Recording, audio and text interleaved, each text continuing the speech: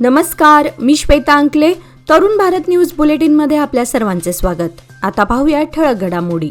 महाराष्ट्रातील निवडणुकांचा गुलाल उधळून झाल्यानंतर आता पुढील 3 वर्षे राज्यात कुठल्याही मोठ्या निवडणुकांचे बिगुल वाजणार नाही.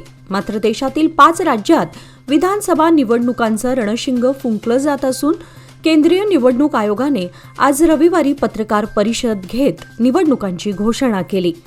देशाचं लक्ष लागलेल्या पश्चिम बंगालसह तामिळनाडू, आसाम, पुदुचेरी आणि केरळ राज्यामध्ये निवडणुका होत आहेत. केंद्रीय निवडणूक आयुक्त ज्ञानेश कुमार यांनी निवडणुकांच्या तारखांची घोषणा केली.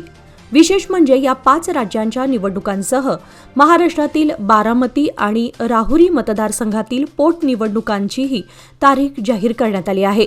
त्यानुसार पश्चिम बंगालमध्ये 2 टप्प्यात निवडणुका होत असून 23 आणि 29 एप्रिल रोजी मतदान होणार असून 4 मे रोजी निकाल जाहीर होणार आहे. खानापूर तालुक्यामध्ये नंदगड येथे परिवहन बसने झाडाला धडक दिल्याने झालेल्या भीषण अपघातात 11 प्रवासी गंभीर जखमी झाल्याची घटना आज रविवारी दुपारी घडली आहे. जखमींना तातडीने बेळगाव जिल्हा रुग्णालयात दाखल करण्यात आले आहे.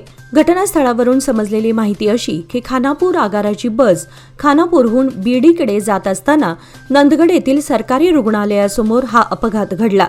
अचानक रस्त्यावर आडवी आलेली कार चुकवण्याचा प्रयत्न करताना बस चालकाचे वाहनावरील नियंत्रण सुटले आणि बस रस्त्याच्या कडेला असलेल्या झाडाला जोरदार धडकली. या अपघातात बसमधील 11 प्रवासी गंभीर जखमी झाले. जखमींमध्ये ज्योती तहसीलदार, श्रेयस मदार, मेहबूबी संदी, अन्नपूर्णा हुडेदार, सुनीता कडवी, मंजुळा हुडेदार, पवित्रा हुडेदार, शिवानी अंबेवाडकर आणि शीला मितगार यांचा समावेश आहे. अपघातानंतर स्थानिक नागरिकांनी तात्काळ मदत कार्य सुरू करून जखमींना नंदगड येथील सरकारी रुग्णालयात हलवले. त्यानंतर गंभीर जखमींना पुढील उपचारासाठी बेळगाव जिल्हा रुग्णालयात दाखल करण्यात आले. दरम्यान अपघातानंतर बस चालक घटनास्थळावरून फरार झाला असून या प्रकरणी नंदगड पोलीस ठाण्यामध्ये गुन्हा दाखल करण्यात आला आहे. पोलीस पुढील तपास करत आहेत. घरगुती वापराच्या गॅस सिलेंडरबद्दल सोशल मीडियावरील अफवांवर विश्वास ठेवू नये. सिलेंडरचा पुरेसा साठा उपलब्ध असून कमतरता नसल्याचे जिल्हाधिकारी मोहम्मद रोशन यांनी सांगितले आहे. युद्धामुळे गॅस सिलेंडरची टंचाई भासत असल्यासंबंधी सोशल मीडियावर मोठ्या प्रमाणात अफवा पसरवण्यात येत आहेत. यावर विश्वास ठेवू नये असे आवाहनही जिल्हाधिकाऱ्यांनी केले आहे. देशभरात एलपीजीचे उत्पादन व बॉटलिंग दोन्ही वाढवण्यामध्ये आले आहेत. देशामध्ये एलपीजी गॅसची कमतरता नाही.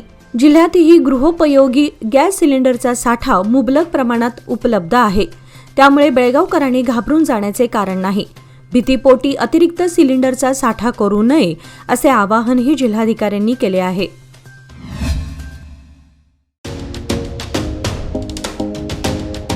डीके हेरेकर ज्वेलर्स म्हणजे बेळगावातील एक विश्वासू सुवर्ण दालन. दिवसेंदिवस वाढत चाललेल्या सोन्या चांदीच्या किमतीमुळे ग्राहकांची धांदल उडत आहे. पण आमच्या सुवर्ण दालनात मिळतो उत्तम ग्राहक सेवा, शुद्धतेची खात्री आणि वर्षानुवर्षाचा विश्वास. म्हणूनच आमचं तुमच्याशी नातं 52 कशी सोन्यासारखं उजळून निघतं. गुढीपाडव्याच्या शुभमुहूर्तावर खरेदी करा 24 कॅरेट शुद्ध सोन्याचे कलाकुसरीचे दागिने, आकर्षक चांदीचे अलंकार आणि पूजेसाठी लागणारे सर्व साहित्य. खरेदीवर मिळवा एक आकर्षक भेटवस्तू. नियम व अटी लागू. या सुवर्ण संधीचा लाभ घेण्यासाठी आजच भेट द्या डीके हेरेकर ज्वेलर्स, श्री विठ्ठल भवन, संयुक्त महाराष्ट्र चौकाजवळ खडे बाजार बेळगाव आणि तेली पाटील गली शहापूर बेळगाव येथील आमच्या शोरूमला. पवित्र रमजान महिन्याच्या निमित्ताने शहरातील बाजारपेठ सध्या चांगलीच गजबजली असून सायंकाळच्या वेळी नागरिकांची प्रचंड गर्दी पाहायला मिळत आहे. शहरातील खडे बाजारसह प्रमुख व्यापारी परिसरामध्ये आकर्षक रोषणाई करण्यात आली असून संपूर्ण रस्ता दिव्यांच्या प्रकाशाने उजळून निघाल्याचं चित्र पाहायला मिळत आहे. यामध्ये लहान मुलांसह वयोवृद्धांपर्यंतचे लोक खरेदीसाठी बाहेर पडत असल्याचेही दिसून येत आहे. रमजान महिन्यामध्ये इफ्तारनंतर नागरिक मोठ्या संख्येने खरेदीसाठी बाहेर पडत असल्याने बाजारपेठेमध्ये मोठी वर्दळ दिसून येत आहे. खडे बाजार रस्त्याच्या दोन्ही बाजूंना स्टॉल्स, विविध खाद्यपदार्थांची, कपड्यांची दुकाने तसेच इफ्तारसाठी लागणाऱ्या खजूर, फळे, सरबत आणि इतर खाद्यपदार्थांची विक्री करणाऱ्या विक्रेत्यांना चांगला प्रतिसाद मिळत आहे. अनेक कुटुंबे, तरुण तसेच महिला बाजारात खरेदी करताना दिसत आहेत. संपूर्ण रस्त्यावर विद्युत रोषणाईचे कमानी सदृश्य दिवे लावण्यात आले असून त्याखाली नागरिकांची मोठी गर्दी उसळलेली दिसते. रमजानच्या वातावरणामुळे बाजारपेठेत उत्साहाचं वातावरण निर्माण झालं आहे. अवघ्या काही दिवसांवर ईद सण असल्यानं कपडे, टोपी, बुरखा, अत्तर आणि इतर वस्तूंची खरेदी मोठ्या प्रमाणात सुरू आहे. वाढत्या गर्दीमुळे पोलीस प्रशासनाकडून मार्गावर बॅरिकेड्स लावून वाहनांवर बंदी घातली आहे. यामुळे वाहतूक कोंडीची समस्या निकाली निघाली आहे. तालुक्याच्या पूर्व भागामध्ये काल शनिवारी सायंकाळी वादळी वारा व गारांसह जोरदार पावसाने झोडपून काढले. त्यामुळे अनेक ठिकाणी झाडाच्या फांद्या तुटल्या असून सखल भागामध्ये पाणी साचलं होतं. पूर्व भागातील बसवनकुर्शी, कणबर्गी, कलखाम, निलजी या गावांना जोरदार पावसाने झोडपून काढले. अनेक ठिकाणी वादळी वाऱ्यामुळे झाडांच्या फांद्या तुटून पडल्या होत्या, तर अनेक दुकानांचे फलक उखडून पडले होते. या भागामध्ये गाराही मोठ्या प्रमाणावर पडल्या. बसवनकुर्शी परिसरात तर अक्षरशः गारांचा थर साचल्याचं चित्र पाहायला मिळत होतं. तसेच महामार्ग शेजारील शिवारामध्ये पाणी साचलं होतं. तसेच मुतगा, सांबरा, बाळेकुंद्री, खुर्द, मुचंडी आदी गावांमध्ये मध्यम स्वरूपाचा पाऊस झाला. काही शेतकऱ्यांची कडधान्य पिकेही पावसात सापडल्याने नुकसान झाले आहे, तर गारांमुळे आंबा पिकालाही फटका बसण्याची शक्यता वर्तवण्यात येत आहे. राज्यातील विविध कारागृहामध्ये जन्मठेपेची शिक्षा भोगत असलेल्या 31 कैद्यांची चांगल्या वर्तवणुकीच्या निकषाखाली मुदतपूर्व सुटका करण्यास राज्यपालांनी मंजुरी दिली आहे. दीर्घकाळ शिक्षा भोगताना कारागृहात शिस्तबद्ध वर्तन ठेवलेल्या कैद्यांना सुधारण्याची संधी देण्याच्या उद्देशाने निर्णय घेण्यात आला असून हिंडलगा कारागृहातील 4 कैद्यांचा यामध्ये समावेश आहे. कारागृह सल्लागार मंडळाच्या बैठकीत कैद्यांच्या वर्तवणुकीचा आढावा घेऊन मुदतपूर्व सुटकेचा प्रस्ताव तयार करण्यात आला होता. त्यानंतर गृह विभागाच्या प्रधान सचिवांच्या अध्यक्षतेखाली 19 नोव्हेंबर 2025 रोजी झालेल्या LCR समितीच्या बैठकीत या प्रस्तावावर चर्चा करण्यात आली. या समितीने राज्यातील विविध कारागृहांमधील कैद्यांची नावे तपासून एकूण 54 कैद्यांच्या सुटकेचा प्रस्ताव राज्यपालांकडे पाठवला होता.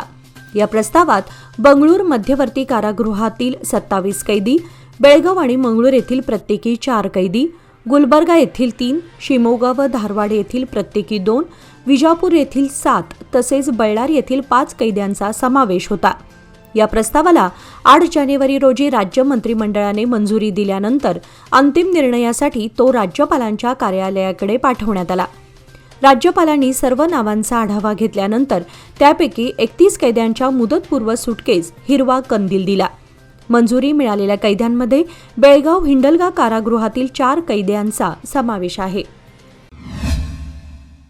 शुभ मुहूर्त गुंतवणुकीचा व्याजदर कमी होण्यापूर्वीचा 31 मार्च पूर्वी लोकमान्य सोसायटीमध्ये गुंतवणूक करा आणि मिळवा 10% आकर्षक व्याजदर. 1 एप्रिल पासून लोकमान्यांच्या सर्व योजनांवरील व्याजदर कमी होणार, म्हणूनच आजच निर्णय घ्या. अधिक माहितीसाठी आमच्या नजीकच्या शाखेला भेट द्या किंवा कॉल करा 1800-212-4050. लोकमान्य, प्रत्येक पावलावर तुमच्या सोबत. नियम व अटी लागू. जिल्ह्यात दिवसेंदिवस वाढत असलेल्या उन्हाच्या तीव्रतेमुळे जलस्रोतांमधील पाण्याची पातळी झपाट्याने कमी होत आहे. बैलहोंगल तालुक्यातील चिक्कबागेवाडी गावातील एका तलावातील पाणी पूर्णपणे आटल्याने हजारो मासे मृत्युमुखी पडल्याची धक्कादायक घटना समोर आली आहे. उन्हाचा प्रकोप वाढल्याने तलावातील पाणी हळूहळू कमी होत गेलं आणि अखेर तलाव कोरडा पडला. पाण्याअभावी तलावातील हजारो मासे तडफडून मृत्युमुखी पडले. तलाव परिसरामध्ये मृत माशांचा दुर्गंध पसरल्याने ग्रामस्थांमध्ये चिंता व्यक्त केली जात आहे. या घटनेची माहिती मिळताच स्थानिक नागरिकांनी प्रशासनाला कळवले असून संबंधित विभागाने तातडीने दखल घेऊन मृत मासे हटवण्याची तसेच परिसर स्वच्छ करण्याची मागणी ग्रामस्थांनी केली आहे. तसेच वाढत्या उन्हामुळे जलस्रोतांचे संवर्धन करण्याची गरजही नागरिकांकडून व्यक्त करण्यात येत आहे. अमेरिका-इराण युद्धाची झळ आता थेट स्वयंपाकघरापर्यंत पोहोचली आहे. युद्धामुळे खाद्यतेल पुरवठ्यात समस्या निर्माण झाली आहे. ज्या वस्तू आयात केल्या जात आहेत त्या वस्तूंच्या दरामध्ये मोठी वाढ झाली आहे. त्यामुळे खाद्यतेलाच्या दरामध्ये गेल्या आठवडाभरात प्रति किलो तब्बल 12 रुपयांची वाढ झाली आहे. दिनांक 1 मार्च रोजी 153 ते 155 रुपये किलो दराने असणारे सोयाबीन खाद्यतेल सध्या 190 ते 195 रुपये किलो दराने विकण्यात येत आहे. सोयाबीनचेही दर वाढले आहेत. भारत अमेरिका व्यापार करारामुळे सोयाबीनच्या किमती 500 रुपये प्रति क्विंटल कमी झाल्या होत्या. मात्र मध्य पूर्व देशातील युद्धामुळे व कच्च्या तेलाचे भाव वाढल्याने सोयाबीनचा दर प्रति क्विंटल 8,000 रुपये झाला आहे. भारताने एप्रिल ते जुलै या कालावधीमध्ये 75,000 मेट्रिक टन सोयाबीन आयात करण्याचा सौदा केला होता. मात्र युद्धामुळे तो रद्द झाला आहे. त्यामुळे आता रिफाइंड तेलाच्या किमती वाढल्या आहेत. आंतरराष्ट्रीय बाजारातील कच्च्या तेलाच्या किमतीमध्ये 30% दर वाढ झाली असल्याने ग्राहकांना याचा फटका बसतोय. त्याशिवाय अतिवृष्टीमुळे यावर्षी सोयाबीनचं उत्पादनही कमी झाल्याचं सांगण्यात आलं. येत्या काही दिवसात युद्ध थांबलं नाही तर आणखी दरवाढ होण्याची भीती आहे. सोयाबीन, पामोलिन, सूर्यफूल यासारख्या खाद्यतेलांची आयात मलेशिया, इंडोनेशिया, अर्जेंटिना, ब्राझील या देशातून केली जाते. मात्र मध्य पूर्व देशांतर्गत असलेल्या तणावात्मक परिस्थितीची झळ जलवाहतुकीलाही बसली आहे. जलवाहतुकीच्या खर्चात वाढ झाली असल्याने आयात होणाऱ्या खाद्यतेलाच्या किमतीमध्ये वाढ झाली आहे. वाहतुकीतील अडथळे, जहाजांच्या मार्गातील बदल व वाढलेला विमा खर्च यामुळे आयात वस्तूंमध्ये दरवाढ झाली आहे. आमदार आसिफ सेठ यांनी बेळगाव नगर विकास प्राधिकरणाच्या अधिकाऱ्यांसमवेत रामतीर्थनगर परिसराला भेट देऊन विविध ठिकाणी पायाभूत सुविधा व परिसर विकास कामांना प्रारंभ केला. रामतीर्थनगरमधील बसवेश्वर बदवणे मशिदीसमोरील लाईन परिसर तसेच एरो किड्स स्कूल परिसरात ही विकास कामे हाती घेण्यात येणार आहेत. या कामांसाठी सुमारे 4 कोटी रुपयांचा खर्च अपेक्षित असून ही कामे बेळगाव नगर विकास प्राधिकरणाच्या 25 कोटी रुपयांच्या विकास योजनेच्या 4थ्या टप्प्यात राबवण्यात येत आहेत. या विकास कामांमुळे परिसरातील रस्ते व इतर मूलभूत सुविधांमध्ये सुधारणा होऊन नागरिकांना मोठा दिलासा मिळणार आहे. रामतीर्थनगरमधील विविध भागामध्ये विकास कामांना प्रारंभ केल्याबद्दल स्थानिक नागरिकांनी आमदार आसिफ सेठ यांच्या पुढाकाराचे स्वागत केले. यामुळे आमदार व नागरिकांमधील थेट संपर्क अधिक दृढ होऊन परिसराचा सर्वांगीण विकास साधला जाईल अशी अपेक्षा नागरिकांनी व्यक्त केली. यावेळी ताहिर सय्यद, माजी महापौर NB निर्वाणी, नगरसेवक हनुमंत कोंगाळी, सुरेश यादव, सुरेश उर्बिनट्टी, नागेश सांगली, दिलावर कंबरगणवी, MM किट्टूर, DK भूती, पुष्पा पर्वतराव यांच्यासह परिसरातील ज्येष्ठ नागरिक व स्थानिक रहिवासी उपस्थित होते. मोहित चौहान यांच्या मधुर आणि भावस्पर्शी सुरांनी JIT कॉलेज परिसर शनिवारी अक्षरशः दुमदुमून गेला. कॉलेजच्या वार्षिक सांस्कृतिक कार्यक्रमानिमित्त आयोजित करण्यात आलेल्या लाईव्ह कॉन्सर्टला विद्यार्थ्यांची प्रचंड गर्दी उसळली होती. कार्यक्रमाची सुरुवात होताच मोहित चौहान यांनी आपल्या लोकप्रिय गाण्यांनी उपस्थित तरुणाईला अक्षरशः मंत्रमुग्ध केले. वेगवेगळी सुपरहिट गाणी सादर करताच विद्यार्थ्यांनी टाळ्यांचा आणि जल्लोषाचा वर्षाव केला. कॉन्सर्ट दरम्यान विद्यार्थ्यांनी मोबाईलच्या फ्लॅशलाईट्स लावून वातावरण अधिक रंगतदार केले. गाण्यांच्या तालावर विद्यार्थी नाचत आणि गात कार्यक्रमाचा मनमुराद आनंद घेताना दिसले. संगीताच्या या अविस्मरणीय मैफलीने JIT कॉलेजमधील विद्यार्थ्यांना एक वेगळाच उत्साह आणि आनंदाचा अनुभव दिला. हळद उत्पादनात आघाडीवर असलेला जिल्हा म्हणून बेळगावचा लौकिक आहे. मात्र जिल्ह्यात पुरेसा स्थानिक बाजारपेठ नसल्याने शेतकरी आपले उत्पादन महाराष्ट्रातील सांगली आणि मिरज बाजारामध्ये नेऊन विक्री करतात. यामुळे राज्य सरकारला मोठ्या प्रमाणावर करातून नुकसान होत आहे. जिल्ह्यातील रायबाग, मुडलगी, चिक्कोडी आणि अथणी तालुक्यामध्ये मुख्यत्वे कडपा आणि राजापुरी जातीची हळद मोठ्या प्रमाणावर पिकवली जाते. हळद पीक हे सुमारे 9 महिन्यांचे पीक आहे. सहसा जून महिन्यात लागवड केली जाते आणि फेब्रुवारी, मार्च व एप्रिल महिन्यांमध्ये काढणी केली जाते. प्रति हेक्टर हळद पिकवण्यासाठी बियाणे, खत, औषध आणि मजुरीसह अंदाजे 70,000 ते 1 लाख खर्च येतो. प्रति हेक्टर 30 ते 40 क्विंटल उत्पादन मिळते. गेल्या वर्षी सांगली बाजारामध्ये दर्जेदार हळदीचे दर प्रति क्विंटल सुमारे 13,000 मिळाले होते.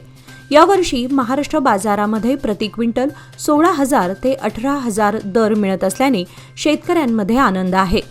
स्थानिक बाजार नसल्याने शेतकरी जास्त खर्च करूनही आपली हळद महत्त्वाच्या मार्केटमध्ये विक्रीसाठी पाठवू लागतात. यामुळे न फक्त शेतकऱ्यांची कमाई घटते तर राज्य सरकारला कर महसुलातही तोटा होत असल्याचे या भागातील शेतकऱ्यांचं मत आहे.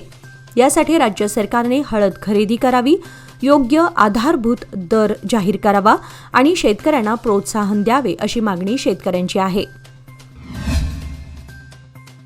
गेल्या काही दिवसांपासून उन्हाचा तडाखा वाढू लागल्याने शहरात उकाड्याची तीव्रता वाढू लागली आहे.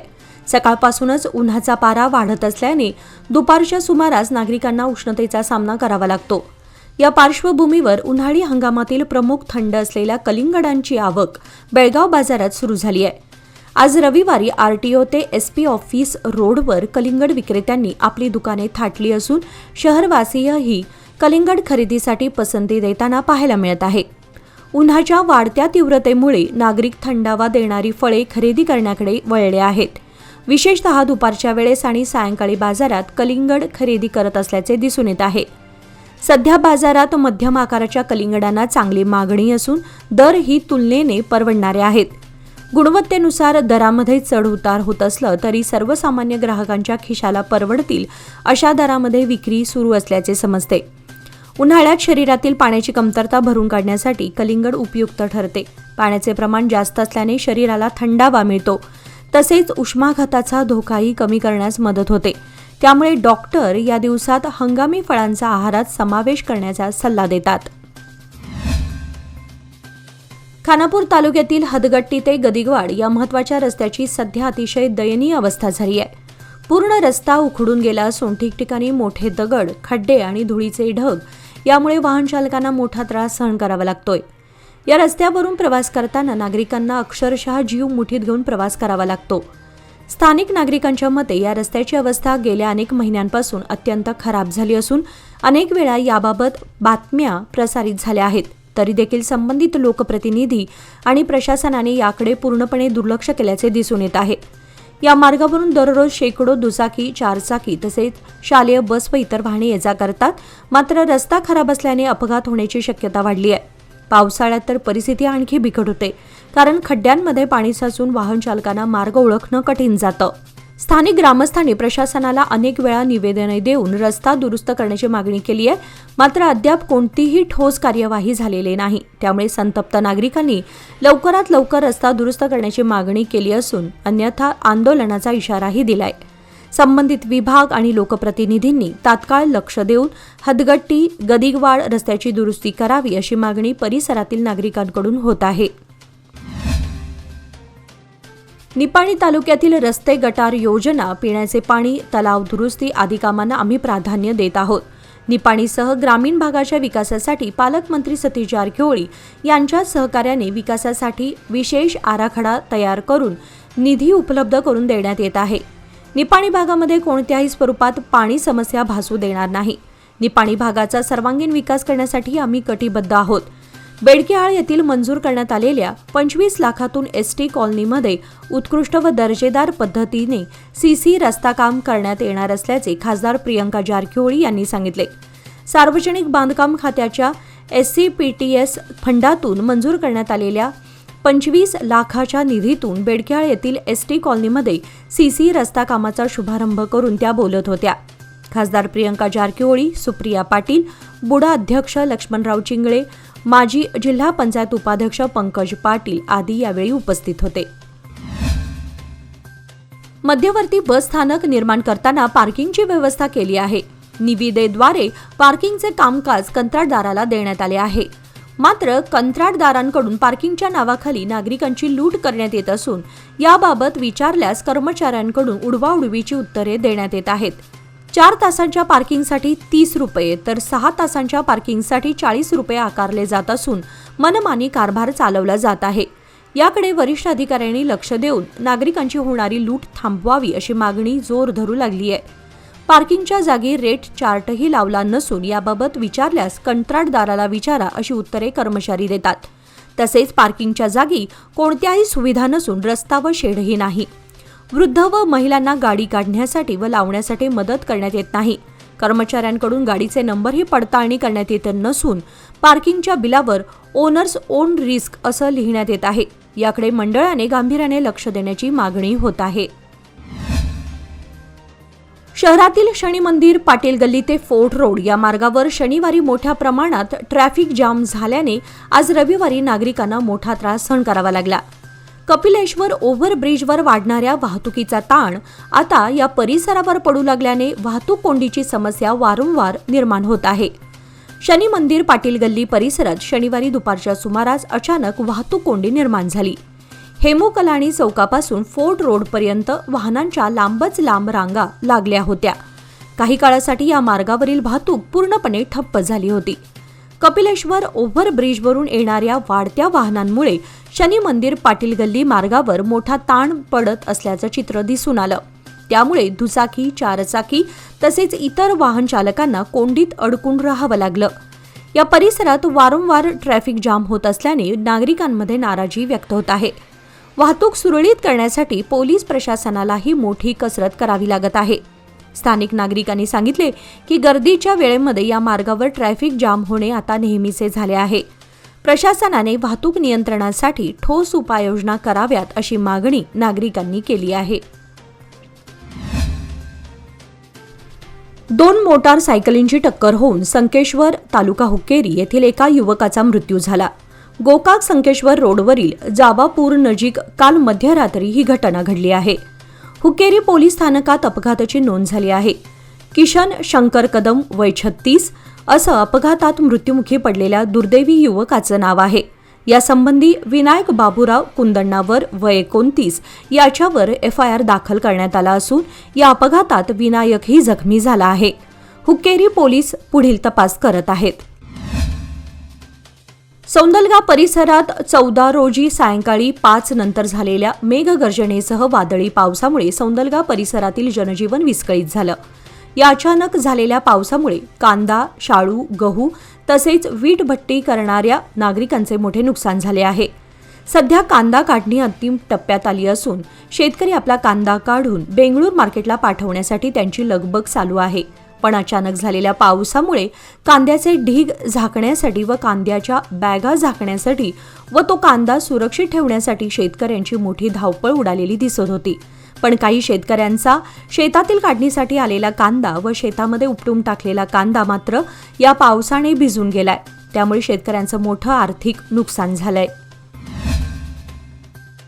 कर्नाटक सीमा भागासह कागल व निपाणी तालुक्यात नगदी पीक म्हणून ज्याच्याकडे पाहिलं जातं त्या तंबाखू पिकाच्या काढणीनंतर आता त्याच्या विक्रीला सुरुवात झाली आहे.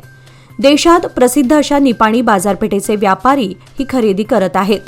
यंदा कागल तालुक्यातील चिकोत्रा खोऱ्यामध्ये तंबाखू दर सध्या तरी 150च्या उंबरठ्यावर आहे. सध्या विक्री होत असलेल्या तंबाखूला प्रति किलो 140 ते 145 रुपयांपर्यंत दर मिळत आहे. आतापर्यंतचा हा सर्वाधिक दर आहे. निपाणी तालुक्यासह ग्रामीण भागामध्ये कमीत कमी 130 रुपये आणि जास्तीत जास्त 155 रुपये प्रति किलो दराने खरेदी होत आहे. त्यामुळे तंबाखूने दराचा 150 रुपयांचा टप्पा ओलांडला आहे. याचबरोबर आजचे बातमीपत्र इथे संपले. अधिक माहिती आणि ताज्या घडामोडींसाठी पाहत रहा तरुण भारत न्यूज चॅनल. तसेच आमच्या चॅनलला लाईक, शेअर आणि सबस्क्राईब करायला विसरू नका. आणि विश्वासार्ह बातम्यांसाठी दररोज वाचा दैनिक तरुण भारत. धन्यवाद.